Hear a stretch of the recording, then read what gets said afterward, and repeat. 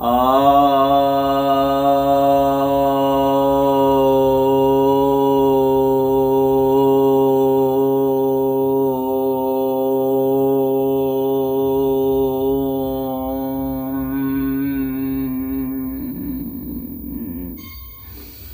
सभी भक्तजनों को सप्रेम नमन। भक्तों, आज मैं आपके समक्ष वेद में सूर्य विज्ञान के विषय पर कुछ कहने जा रहा हूँ। एक वीडियो पहले भी इस विषय पर आया था, तो आज हम लोग कुछ और भी बातें वेद में जो लिखी है सूर्य के विषय में उस पर कर देते हैं। सूर्य जो है उससे हम लोग ऊर्जा का दोहन कर सकते हैं, यानी सूर्य से हम लोग ऊर्जा निकाल सकते हैं। सोलर एनर्जी, इसी का आज सरकारें बना रही है, सोलर प्लेट्स बना रहे हैं, सोलर सेल्स बना रहे हैं। तो उस तरह से उस समय भी इसका वो कहा गया है, वेद में भी कहा गया है कि सूर्य से हम लोग जो है इस ऊर्जा का दोहन कर सकते हैं। इसमें कहा गया है कि जो इंद्र हैं, जो गंधर्व हैं और जो वसु हैं, इन लोगों ने मिल करके सूर्य की ऊर्जा का दोहन किया था। तो इंद्र ने सर्वप्रथम क्या है कि सूर्य का ज्ञान प्राप्त किया था, और गंधर्वों ने जांच की थी और सत्यता को प्रमाणित किया था, और जो वसु हैं उन्होंने इसका प्रयोग किया था, यानी इसको मूर्त रूप दिया था, ऊर्जा के दोहन का मूर्त रूप दिया था। इसलिए इन तीनों को, यानी इंद्र को और गंधर्व को और वसु को, इनको त्रित कहा जाता है। तो यह जो है ऋग्वेद के प्रथम मंडल का 163वां जो सूक्त है उसका जो दूसरा मंत्र है, और यही यजुर्वेद में 29वें अध्याय का 13वां मंत्र है। और इस मंत्र में हम लोग को यह बताया गया है, त्रित एणम आयुनक इंद्र एणम प्रथमो अध्यतिष्ठत् गंधर्वो अस्य रचनाम अगृह्णात सुरादस्वम वसवो निर्दष्टम। तो यहाँ पर कहा गया है, निर्दष्ट का मतलब हो गया कि उसे निकाला। तो सूर्य से अश्वम का यहाँ पर जो है अश्व शक्ति आप मानिए, अश्व शक्ति यानी सौर ऊर्जा को, और वसवह जो है ये भौतिकी के विशेषज्ञों ने यह मानिए, तो उसको निकाला, यानी उसका प्रयोग किया। सूर्य को ऊर्जा का, समस्त ऊर्जा का स्रोत माना गया है। अथर्ववेद में कहा गया है कि सूर्य जो है समस्त ऊर्जा का स्रोत। तो अथर्ववेद का चौथा कांड का 24वां सूक्त का पहला मंत्र है, सविता प्रश्वानाम अधिपति ही। तो यह विराट ब्रह्म जो है वो ऊर्जा के रूप में है, हम लोग सभी जानते हैं। तो सबसे पहले यह ऊर्जा जो है यह सूर्य को प्राप्त हुई, ये वेद कह रहा है, और फिर देवों ने उसे दोहन करके उससे सौर ऊर्जा प्राप्त किया, यानी पहले ऊर्जा को प्राप्त हुआ, फिर जो है देवों ने प्राप्त किया।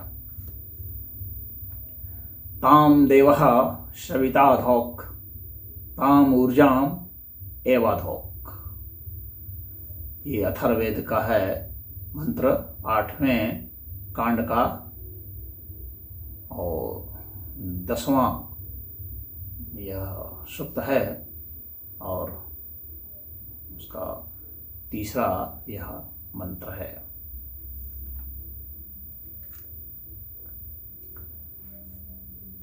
और यही जो है वो 5वें सूक्त का भी तीसरा मंत्र में यह है। अब सूर्य में जो है, जैसे मैंने पहले भी बताया था, इसके पहले भी पहले वाले वीडियो में, तो इसमें भी बताया गया है कि सूर्य में जो है 7 प्रकार की किरणें, यह विज्ञान ने सिद्ध किया था। बाद में इसे जो है और भारत के जो रमण थे, सीवी रमण, तो उनको नोबेल पुरस्कार भी मिला था देखिए हमारे वेद में भी बताया गया है सूर्य की 7 प्रकार की किरणें, पिछले वीडियो में मैंने बताया था, जिसे 7 प्रकार की ऊर्जा प्राप्त की जा सकती है। तो भिन्न भिन्न प्रकार की जो किरणें हैं उसे भिन्न भिन्न प्रकार की ऊर्जा प्राप्त की जा सकती है। भाई अलग अलग किरण है, हर किरण का जो अलग वेवलेंथ होगा, अलग फ्रिक्वेंसी होगी, तो जाहिर सी बात है अलग ऊर्जा भी होगी। तो यह बताया जा रहा है वेद में। ऋग्वेद का 8वां मंडल का 72वां सूक्त जो है उसका 16वां मंत्र है, अधुच्छत पीयूषमिषम ऊर्जम सप्तपदीमरिः सूर्यस्य सप्तरश्मिभिः। तो यहाँ सप्तपदी जो है ये 7 प्रकार की किरणों के लिए आया है, 7 प्रकार की ऊर्जा के लिए है। सप्तरश्मि भी 7 प्रकार की रश्मियां हैं और सप्तपदे ही 7 प्रकार की उससे हम ऊर्जा ले सकते हैं और इससे जो है अन्न जो है ये सब उत्पन्न होते हैं।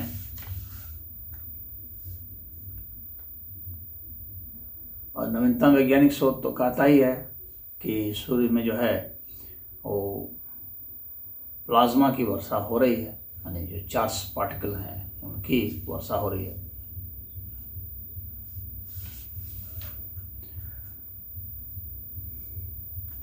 सौर ऊर्जा के आविष्कारक के रूप में वेद जो है वो बता रहा है कि वशिष्ठ और भारद्वाज ऋषि जो हैं वो सौर ऊर्जा के आविष्कारक हैं, उनके वंशजों ने उस पर बहुत कार्य किया है। यह हमारा वेद बता रहा है। ऋग्वेद के 2 मंडल के 13वें सूक्त का 6ठा मंत्र है और इसमें यह बताया जा रहा है स शोषधिम न दधीशे विवस्वति। और ऋग्वेद का 10वां मंडल का 121वां सूक्त का 3रा मंत्र कह रहा है आ सूर्याद आभरन धर्मम एते। सूर्य में अक्षय धन है, सारे संसार को सूर्य जो है भोजन देता है, अर्थात इन सूर्य की किरणों के कारण ही कृषि हो रही है। तो यह ऋग्वेद में बताया गया है 8वें मंडल के 68वें सूक्त के 9वें मंत्र में। अपसो सूर्ये महद धनम, तो महान धन है इस सूर्य, अक्षय धन है, महान धन है। और ऋग्वेद का 3रा मंडल का 44वां सूक्त का 3रा मंत्र कह रहा है आधार्यद हरितोर भूरि भोजनम ययोर अंतर हरिष्यत। यही जो है हम लोग को, सारे संसार को भोजन देता है सूर्य। वास्तव में अगर देखा जाए तो जो कृषि होती है तो इसी के ऊपर आधारित है। सूर्य नहीं रहेगा तो हम लोग कहाँ से खेती कर पाएंगे, हम लोग का अस्तित्व कहाँ रहेगा, समाप्त हो जाएगा अस्तित्व। तो सारे संसार को तो यही खिला रहा है, पेड़ पौधों को खिला रहा है, हम लोग को खिला रहा है। पेड़ पौधे से जो बचता है वो हम लोग खाते हैं। अच्छा, इतना ही नहीं, वेद हम लोग को यह भी बताता है कि सूर्य की किरणों से घातक, सूर्य से जो है घातक किरणें भी आती हैं, इसका भी संकेत देता है। इस तरह का मतलब वह हम लोग को सावधान भी वेद कर रहा है कि इससे घातक किरणें भी आती हैं। और यह भी आज के विज्ञान से सिद्ध हो चुका है। इसमें जो आज का विज्ञान, आधुनिक विज्ञान कहता है ना, अल्ट्रा वायलेट रेस आते हैं, इंफ्रारेड जो है वे भी रेज आते हैं, इसमें वे हम लोग के लिए घातक होते हैं। तो इसका भी नाम भले यह नहीं दिया है लेकिन संकेत तो दिया है। तो यह भी बहुत बड़ी बात है। और क्या है कि इससे जो है बहुत मतलब प्राणी मर भी जाते हैं। भाई सनबर्न होता है, ये हम लोग देख चुके हैं, हम लोग जानते हैं, और कितने लोग उससे आहत हो जाते हैं। तो इन किरणों से रक्षा कैसे की जाए उसके बारे में भी वेद कह रहा है। तो ऋग्वेद का 10वां मंडल का 27वां जो सूक्त है उसका 22वां मंत्र है, वह कह रहा है वयः प्रपतान पुरुषाद अथितम विश्वम भवनम भयाति। तो ये कह रहा है कि ये पुरुषों को वह जो है ये मतलब खा जाती है और पूरा विश्व जो है पूरा विश्व, समस्त विश्व जो है वो भयग्रस्त हो जाता है जिससे सूर्य की घातक किरणों से। ऋग्वेद का 10वां मंडल का 27वां सूक्त का 21वां मंत्र भी ऐसे ही कुछ बात करता है। अवह सूर्यस्य वृहतः पुरुषात्। और अथर्ववेद का 7वां कांड का 18वां सूक्त का दूसरा मंत्र भी इसी तरह की बात कर रहा है। न घृण तताप न हिमो जघान। तो सूर्य की जो घातक किरणें हैं इसके विषय में क्या बताया जा रहा है। सूक्त की जो है 7 किरणें हैं उसका उल्लेख भी किया गया है, या तो कई बार किया गया है। तो सप्त रश्मियों के रूप में किया गया है, सप्ताशव के रूप में किया गया है, 7 अश्व जो है वह, और सप्तशक्ति इस शब्द से भी किया गया है। हम लोग जानते हैं सोलर फ्लेयर्स आते हैं और ये जो है उसे कोरोना से 3 तरह की सतह जो उसमें बताई गई है। एक तो कोरोना हो गया, एक क्रोमोस्फेयर हो गया, एक फोटोस्फेयर हो गया। कोरोना तो उसका जो है क्रोमोस्फेयर जो मिडिल हो गया और फोटोस्फेयर हो गया। और ये जो है फोटोस्फेयर है उसमें क्रैक्स भी देखे गए हैं और सोलर ग्रैन्यूल्स देखे गए हैं। जैसे लावा होता है ना जो ज्वालामुखी से निकलता है, उसमें बुलबुला होता है तो दरारें जैसी पड़ जाती हैं, तो यह देखा गया है। और ऋग्वेद के 3रे मंडल के 35वें सूक्त का दूसरा जो मंत्र है इसमें ये सप्तरश्मि सप्ताशव इन सबकी बातें की गई है। तो 7 किरणों की बातें ये सब इसका वेद में बहुत ही ज़्यादा जिक्र आया है। और भी मंत्रों में है, अथर्ववेद में भी है। 6ठे कांड के 105वें सूक्त का 3रा मंत्र है। 7वें कांड का 107वां सूक्त का पहला मंत्र है। 8वें कांड का 72वां सूक्त का 16वां मंत्र है।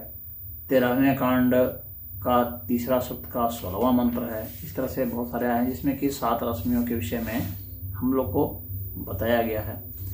तो हम लोग देखते हैं कि वेद में सूर्य के विषय में कितनी ही बातें की गई है जो विज्ञान सम्मत बातें हैं।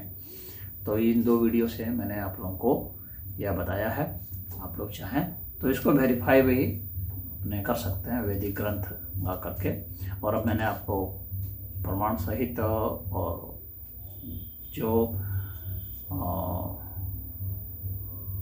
अध्याय रेफरेंस जो भी है तो वह मैंने आपको दिया है, उससे आप देख लीजिए कौन से मंडल में है, किस अध्याय में है यजुर्वेद के और अथर्ववेद के किस कांड में है, आपको मैंने सारा विवरण दे दिया है। तो इस तरह से हम पाते हैं कि हम लोग का जो वेद है वह जो है विज्ञान से संबंधित बहुत सारी बातें वेद में की गई हैं। तो एक बार मैंने और वीडियो बनाया था जिसमें मैंने वो जब चंद्रयान भेजा गया था भारत की तरफ से, तो उस वक्त मैंने बताया था कैसे वेद में भी विमान के विषय में बताया गया है, चंद्रयान के विषय में बताया गया है वेद में भी। और जो स्वयं जो वे थे इसरो के वैज्ञानिक, उन्होंने भी कहा था कि नहीं वेद में इसके विषय में हमें प्रमाण प्राप्त होते हैं, संकेत प्राप्त होते हैं। तो कुछ लोगों ने हल्ला भी मचाया था जो कि वेद विरोधी है वैसे। तो इसमें इतना ही। हरिओम।